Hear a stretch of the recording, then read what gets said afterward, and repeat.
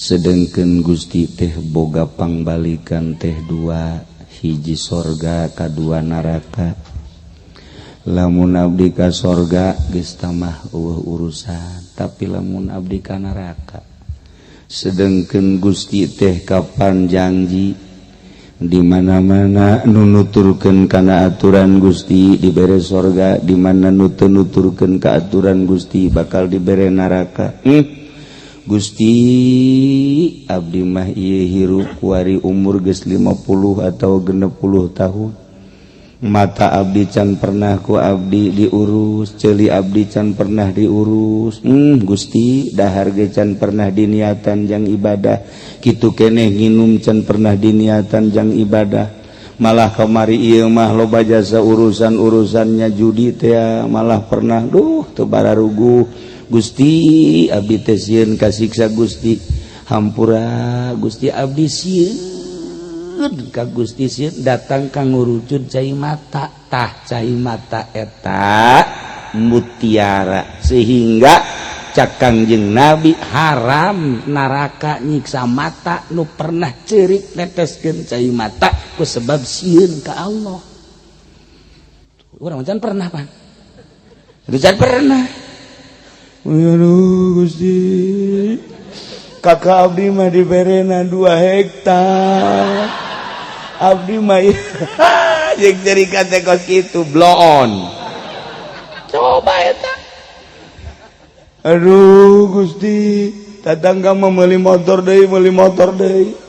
Abdi mah motor nu aya ge kempes mah lulu. Eta ceurik urang. Nyeun ceurikan teh urang mah kos kitu bae. Nah, mulai ti ayeuna coba penting balik ngaji, coba laksanakeun. Orang mandi jam 1 atau setengah 2 atau jam 2, terus ngada wudu pakai mun aya serba putih, maksudna ulah aya mang mun teu boga nu bersih bae.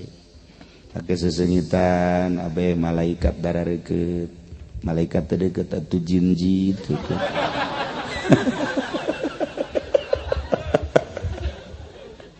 Ulah kieu bae. Barang make sesengitan urang diuk kaambeuk ku urang. Asana sesengitan nu tadi disolateun teh ieu mah. Borangan memang gitu bae. Nu borangan mah teu beres. Tak eta mata, tah urus ka mata tah. Masyaallah kari. Nomor kedua nu diharamkeun mata disiksa ku Gusti Allah, wa hurrimatin nar ala ainin. Diharamkeun neraka nyiksa mata nu mana sahirat anu melek ti peuting. Neraka dititah ulah nyiksa jelema anu peuting teu peureum, anu mentang mata ti peuting nu beunta. Nah, cak urang dieu ja aing osok beunta ti peuting. Tuh nonton bola kan. Beunta teh kos karitu bae blow on. Iya, aya beunta nonton bola, aya beunta ngobrol, minimal opatan main remi, main gaple. Ieu beunta teh kos kararitu bae, siksaeun Allah mah beunta kos kieu. Ieu mah nu kos kieu mah mendingan hees. Eta mah inget ka anu sok menta wiridan ka kiai teh nu ieu mah aya tiluan jelema menta wiridan ka kiai, nu saurang dibere sholawat, nu saurang dibere ayat. Nu saurang di sia mah wiridana hees bae nya. Man heran kiai ka aing mere hees bae. Teu akur ieu mah kiai cak ieu mah. Balik gara ka ieu mah, menang dua poe datang deui ka kiai. Assalamualaikum, waalaikumsalam. Kiai kula deuk menta wiridan. Geus wiridan sia mah hees bae. Asal Isya reup hees hudang subuh. Geus kitu wiridan sia mah geus lah. Wah teu akur cenah ieu kiai. Balik deui nya menang saminggu datang deui ka dinya kiai. Dianggap berkiai poho meureun. Kula ieu menta wiridan. Oh geus sia mah wiridana hees bae. Ci sakali hees, 2 kali hees, 3 kali hees. Ditanya kiai, pan baturan kula mah dibere sholawat, dibere nu hiji deui dibere ayat, pan kula mah dibere hees. itu manggeus bisa ngajaga mata, ai sia manggeus teu kudu wiridan. Sebab sia beuki nonton TV jasa. Geus wiridan sia mah asal HS geus jadi wiridan sia mah. Aman tina nonton berarti. Pan ringan-ringanan tapi gede ganjaranan eta. Geus jang urang dieu mah teu kudu maca sholawat geus lah. Geus asal Isya HS rep geus eta wiridan pang gede-gedena eta. Mantap jadi aman. Masya Allah nu aturan nelu bola dulu nyanyian dulu film dan lain sebagainya ku HS aman teu neuleunan naon eta wiridan eta wiridan lintu deh ka awak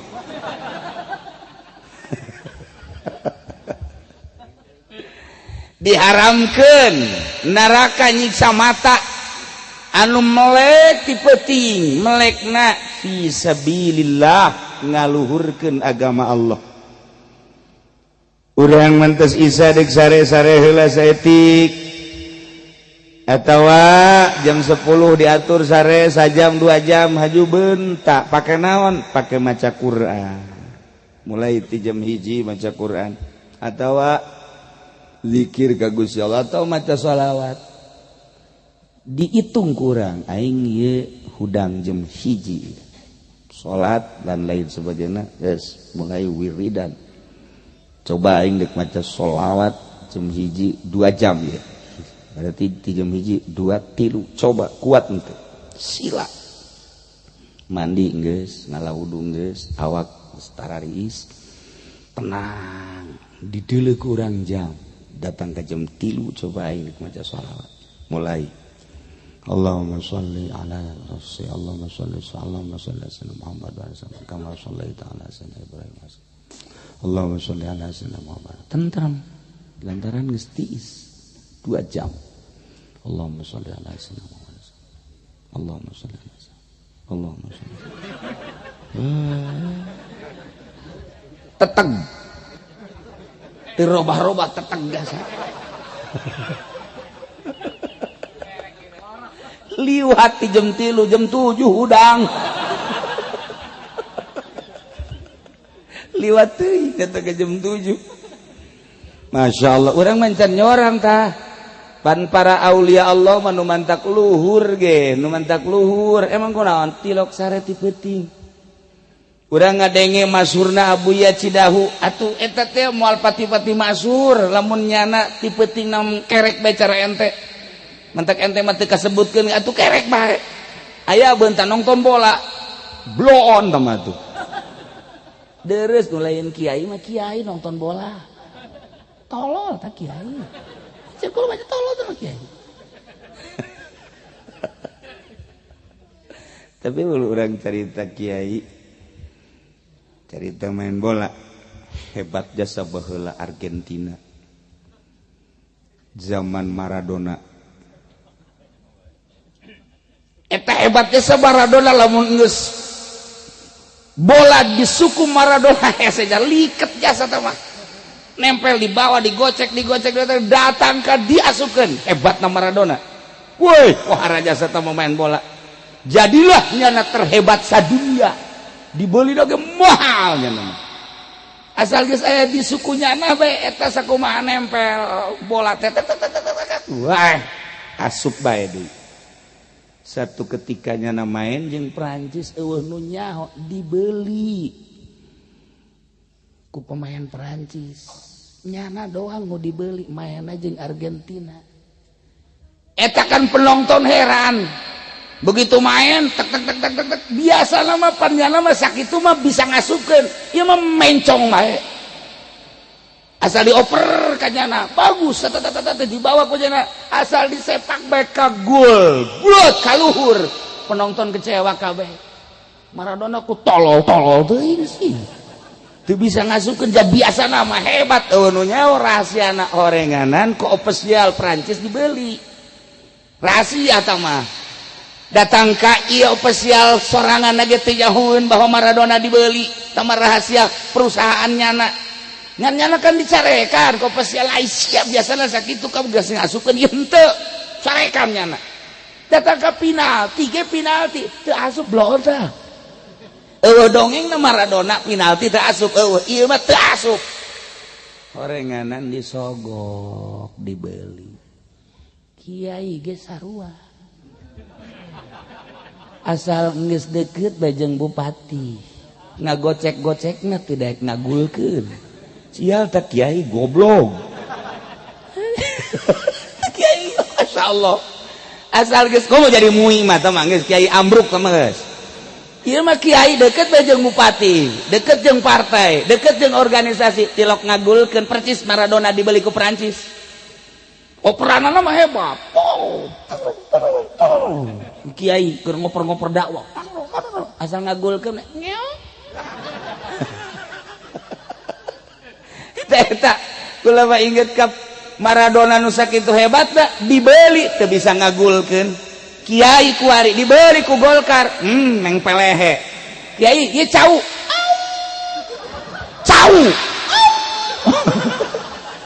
bisa nyebut cau tak kiai sial jasa goblok eta tah gara-gara dibeli tah Masya Allah nu mantak offset eta kiai jadi lamun urang neuleungnya imbangkeun ka pemain seperti kos kitu sehebat Maradona bae internasional dunia geus nyaho kabeh dibeli teu daekeun ngagulkeun teu daekeun atuh kiai ge nu asup ka Golkar cenah aing mah hadena gitu ka Golkar kanaon ka PDI sarua goblok teh kiai sarua bae tapi ai bisa mah di partai ge atuh leuwih hebat lamun nya asup ka Golkar haju dakwah di Golkar nyaritakeun nya hei haram ieu mah bener haram kadiekeun jang aing kabeh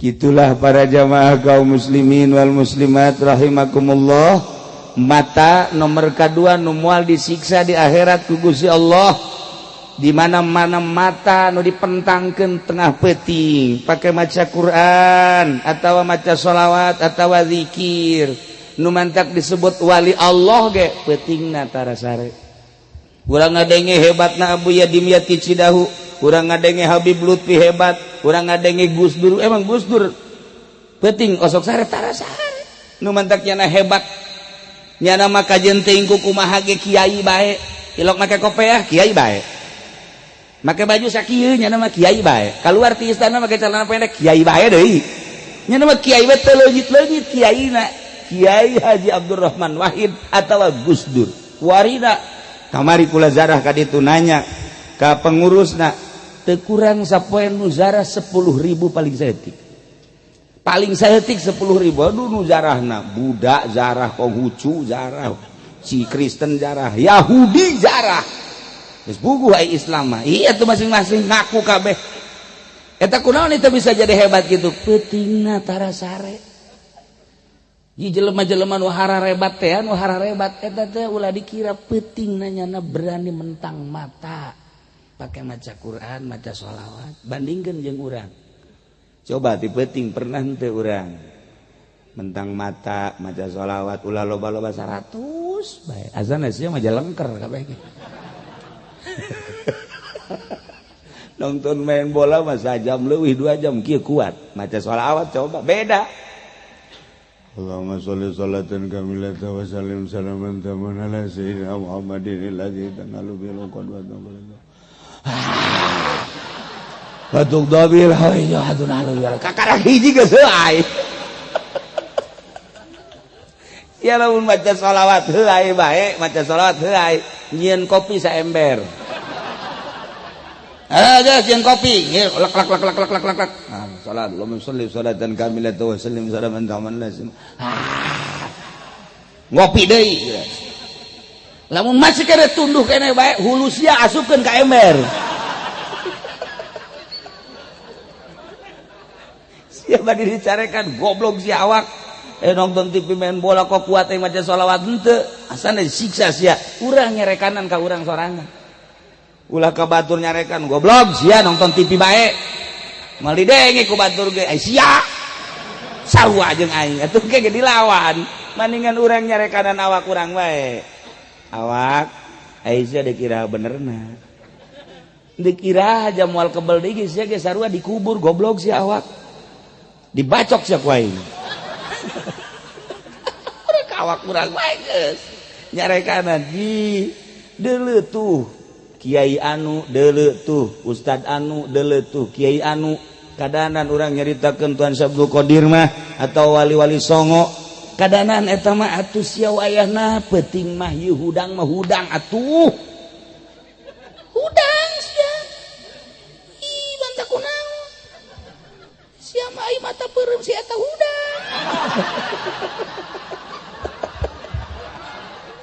wah kitu bareres sok miheulaan bae nah awak urang ku urang nasehatan kadanan cara Siti Rubaiatul Adawiyah mah Siti Rubaiatul Adawiyah mah asal isuk-isuk kadeuleu ku tatanggana micin cai setengah ember sret geus bae ke isuk dibuka deui jandela dipicen deui lantaran unggal poe tatanggana ngintip isi cai naon nusuk dipicinan bae di jandela diintip ku tatanggana barang diintip horenganan ceurik ngana eta diku naon ngucurna cai mata ku sieun ka Allah mentang mata datang ke ngecelakaan saember batur ba datang ka kos kitu urang mah isuk-isuk berat we cai kieu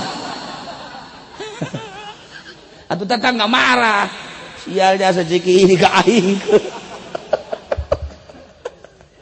Masya Allah nah iyalah keur carita wali-wali Allah tara sare ti peuting moal diangkat jadi wali eueuh dongengna wali ti peuting peureum eueuh moal diangkat jadi wali bae kajeun kumaha ge moal diangkat jadi jelema hebat di mana bae di Irak dek di Iran dek di Indonesia moal aya jelema hebat boh kiai komo wali peutingna hees malaya moal we kajeun kumaha ente bae ge ente lamun unggal peuting bae ulah hees terus bae saminggu 2 minggu sabulan 3 bulan ulah hees ge ka dituna gering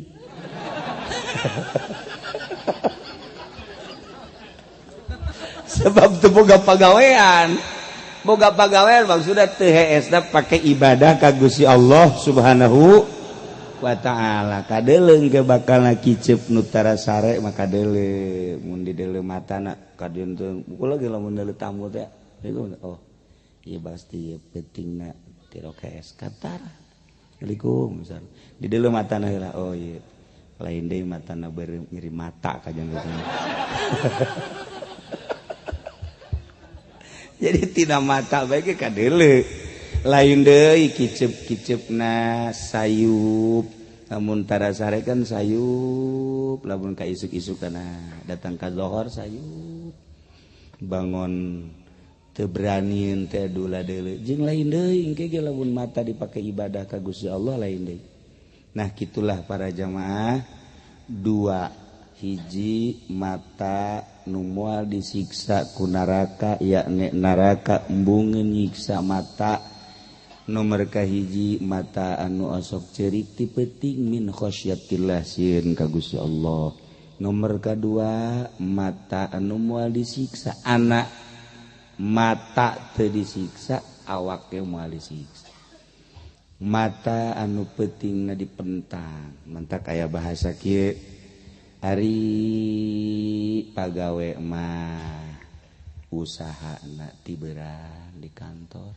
tukang ragaji di leuweung ngaragaji tukang bas di imah ti beurang ari ahli Allah mah digawena ka Allah peuting mentang mata digawe teh lain digawe hayang nanaon hayang meunang ridho Allah Subhanahu wa ta'ala urang kah geus dibere nyaho kitu mah dicoba ku urang menang-menang 2 ayat lah aing inget ye surahan ngaji lah jam sabaraha jam 2 a'udzubillahi minasyaitonirrajim bismillahirrahmanirrahim yasin shadaqallah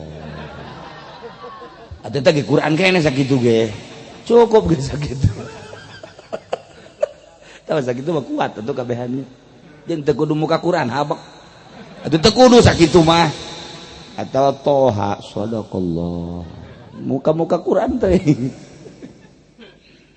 2 lantaran nu ngariwayatkeun anak Abu Hurairah gola cek Abu Hurairah wa nasitu salisata kuring pohoan ye nomor katilu Kanjeng Nabi naon kareta nyaritakeun ngaharamkeun mata disiksa poho wa qala Ibnu Syureh cek Ibnu Syureh iya wa hurrimatin nar ala ainin diharamkeun neraka nyiksa mata nu mana ye mata nu gobot an maharima nu meremkeun tina paharaman Allah. Masya Allah, lamun urang neuleuh nu diharamkeun ku Allah perem geus mata aman, anak aman mata hate aman, anak aman hate awak aman, moal disiksa ku Gusti Allah. Dicobaan deh heula ku urang ayeuna mah kacitra. Urang mun neuleuh awewe peureum minimal nu jore lah beureumkeun heula. Pan urang mah nu geulis nu jore di deuleu bae pan blon eta. Resep henteu. Ulah kitu tetep nu mana bae lain mahram mah beureumkeun. Kudu boga tekadna kieu ceuk Imam Ghazali. Endek naon di deuleu atuh jadi kawin moal ka. Hebat ta Imam Ghazali teh. Urang neuleuh awewe teu kudu dideuleu jadi kawin moal kecuali deuk dikawin ku urang. Los datangan. Ieu mah jadi kawin moal ku urang hana dideuleukeun ngalalaga awak sorangan pan. Teu ngalalaga awak sorangan eta karana. Lamun urang neuleuh awewe aja dideuleukeun bae urang ji bagus teh budak. Geulis eta sakitu mah tah. Dikawin moal pan ngalalaga awak urang. Tungtungna mah kanu di imah marah bae. Jublas ceka emang enak siap akur jeung itu jeung nu mana ka lah pokona mah geus lain deui naonna itu mah putih sama hideung tungtungna teu beres bae. Nah ulah urang teh kudu boga aturan. Lamun urang boga aturan model kos kitu mata aman tina siksa Allah. Ketika orang di mobil atau di motor atau lempang geus asal aya anu diharamkeun ku agama atau minimal peureum kotok. Peureum kotok mah carang-carang. Aduh Masya Allah. Nah ieu lain lalagaan Allah nyaritakeun melalui Kanjeng Rasulullah bahwa mata nomor katilu moal disiksa ku neraka jeung embungeun neraka nyiksa mata nu dipeureumkeun tina paharaman Allah. Mulai urang neuleuh naon kudu dina syariat mana nu diharam-haramkeun ku Gusti Allah. Mulaian ku urang ieu mata urang moal kebel urang nyusul cara almarhumah. Almarhumah ge teu kolot-kolot teuing 62 mengaji sabaraha umur ku Haji Mamun. Tuh leuwih nya nama 70 atuh leuwih. Kula onam kakara ke 18.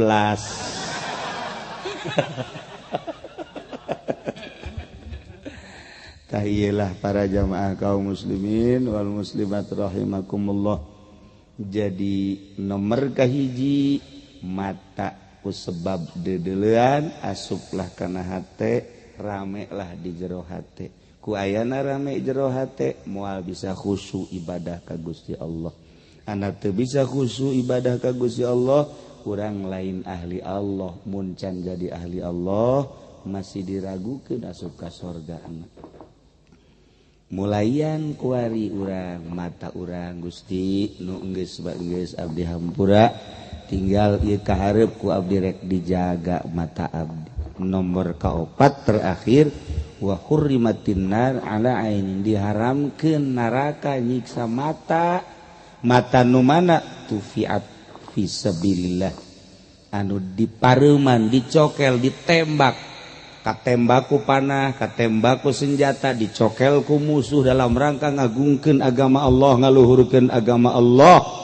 Perang di medan laga katembak mata kacokel mata kapanah dan lain sebagainya nu jelas keur perang matana bisa benang ku musuh na ieu mata bakal jadi saksi jadi kuarina malamun urang neuleuh aduh karunya amat matana katembak padahal jelema nama geus aya di sorga secara zahir mah urang neuleuh mata dicokel di Irak kemarin nu dicarokel di Suriah dicokel ISIS mah nyokelan mata kapan urang lamun neuleuh kos kituna Inggris jasa jadi badi tembak ditekenkeun ka dieu ditekan des geus ditembak dicokel eta kadeuleu zahirna mah seperti kitu padahal nyana diharamkeun asup neraka. Masya Allah indah jasa para jamaah kaum muslimin wal muslimat rahimakumullah.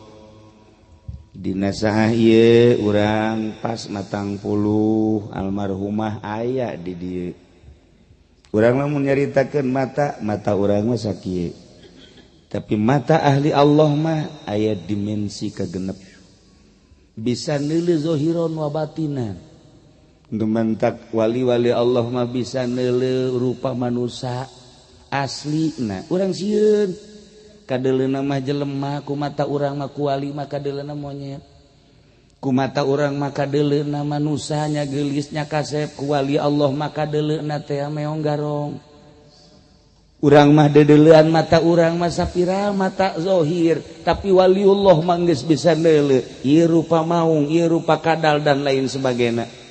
Gitulah hamba-hamba Allah anu dibere kaleulewihan ku Gusti Allah komo ku Allahna engke di akhirat urang digiring teh ti kubur bakal dirupakeun urang teh sesuai jeung perwatekan urang sieun urang nu sakieu kasepna urang nu sakieu geulisna urang nu sakieu gagahna kunaon ari dikudangkeun ti kubur digiring ka masar rupana nu monyet nu maung anu kadal anu buaya sesuai jeung karakter ku ari di dunia. Masya Allah karim inggis tah eta mah pan jelas Kangjeng Nabi nyaritakeun model kitu ti Gusti Allah lain engke wali Allah mah ku ari geus bisa nempokos kitu